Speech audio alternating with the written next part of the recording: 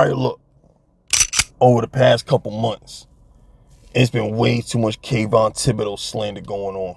And I gotta address it because I don't understand why y'all was so obsessed over getting Abdul Carter. Like, we didn't just draft Kayvon Thibodeaux.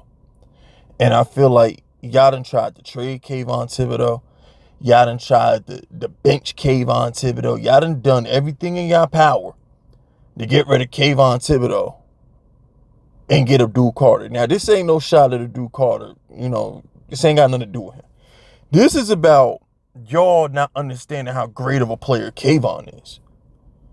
And it's like everybody says, yo, Fisk, yo, why you keep trying to put Abdul Carter middle linebacker whoop? Because, bro, Kayvon is fine on the edge.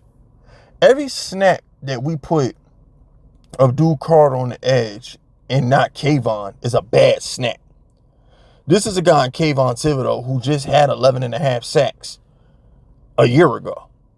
He got hurt last year, but the year before that, when Kayvon is the only player on the edge that could do anything, he had 11 and a half sacks. He anchored our pass rush. It's not like he had Brian Burns yet. He didn't have no help. It was Kayvon a bust.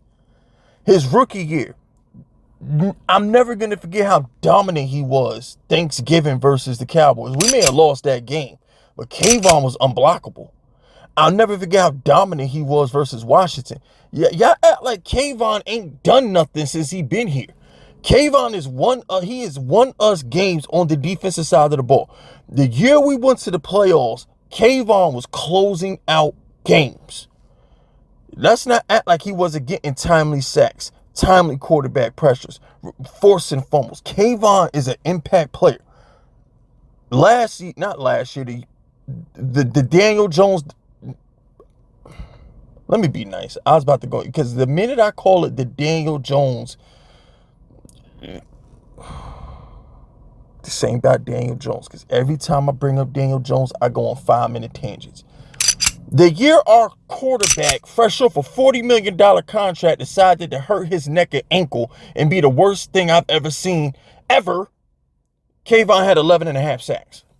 There's a reason we beat the Eagles, the Packers, the Patriots.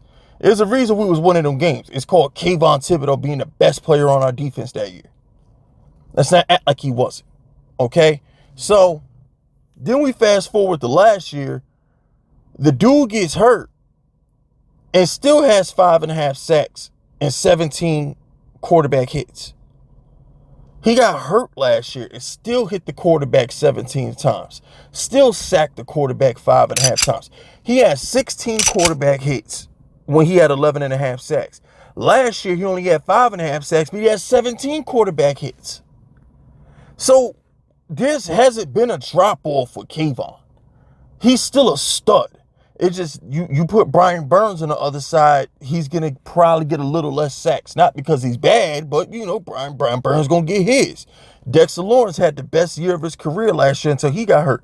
So there was other players contributing, which is what led to Kayvon's sack numbers not being as high. Plus, he got injured. All you got to do is just throw in Ojulari's, he had like 5 sacks.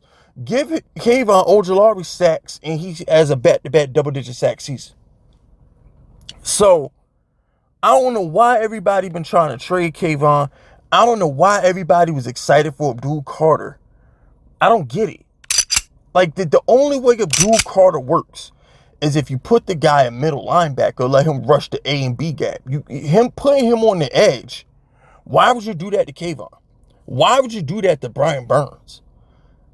I don't understand what y'all logic is with putting Abdul Carter on the edge. I don't get it. Now, if you want to say NASCAR packages or whatever, I guess Brian Burns or Kayvon, I don't know if Kayvon is big enough to play defensive tackle in a NASCAR package, because I got to remember, the Giants were a 4-3 team under Spagnuolo. The Giants were a 4-3 team under Perry Fuel. Justin Tuck was a defensive lineman. Strahan, Ozzie, they were defensive linemen. Kiwanuka was a linebacker, but he can play defensive end, not defensive tackle. So we was running them NASCAR packages. Ozzie could go inside. Tuck can go inside. Strahan could go inside. They were actual defensive linemen. The niggas we got out there now, these niggas is linebackers. They're not defensive linemen. They're linebackers drafted in the 3-4 schemes, not 4-3 schemes. So this notion that we could just line up Kayvon, Burns, and freaking Ted and Abdul, I don't know how that works. Now, allegedly, the boy Kayvon done bulked up. He out here looking like freaking 2005 John Cena. Shout out to him.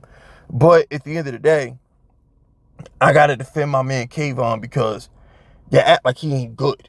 Yeah, like Kayvon ain't good. I'm just like, yo, we got Burns and we got Kayvon. We ain't need to do. We should have traded that pick. We should have traded that pick. We should have tried to do the trade that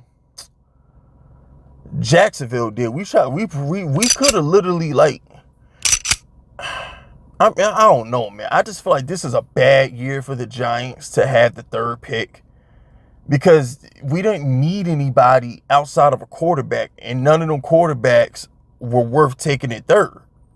Well, allegedly not worth taking it 3rd. So it was just a bad year for us to add a 3rd pick, man. It's just a bad year. I mean, granted, we'll see what Abdul Carter does, but I really think that he's going to settle in at middle linebacker. I know y'all don't want to hear it, and I know I get hated on every time I say it, but Kayvon is in a contract season, and we picked up his 5th-year option. That nigga's not about to let Abdul Carter take his snaps. The only way Abdul Carter is seeing the field as a full-time player is if he's at middle linebacker. Kayvon Thibodeaux is playing for $150 million. You really think he about to let this little rookie take his snaps? Come on, man. Come on, B. Kayvon ain't going for that shit. Kayvon trying to get that Aiden Hutchinson back, that Trevor Walker back. Like the other pass rushers in his draft class are about to get bags, and Kayvon's gonna want a bag like that. I'm telling you, the boy Kayvon about to go for like 12, 13 sacks next season. Yeah, y'all can hate it or love it, and y'all gonna be. And you know what kills you with Giants fans? Because y'all love Abdul Carter so bad, y'all are gonna root for Kayvon Thibodeaux to fail. That's how sick, demented, twisted, and disgusting some of you punk ass Giants fans are. You would rather be right than be good. Y'all are gonna wish hate and failure upon Kayvon Thibodeaux just to make sure Abdul Carter gets in so you can see your prized possession. So your mock draft analysis can be correct. Come on, B. Shout out to Kayvon, man. I can't wait to see you ball out there, man. The only Tibbs in New York we like right now. The other Tibbs is out there blowing playoff games. But anyway. Yo, I'm recording this at the game 2 of the Pacers Knicks series. I don't know when this actual video is going to drop. But today is the day after the Knicks just went down 0-2 to the Pacers. So if y'all get this video in July, just know I recorded this shit in May. But anyway, that's it. That's all. Hit the like button, hit the sub button, hit all them YouTube buttons. My name is FiskVicious, and I approve this message.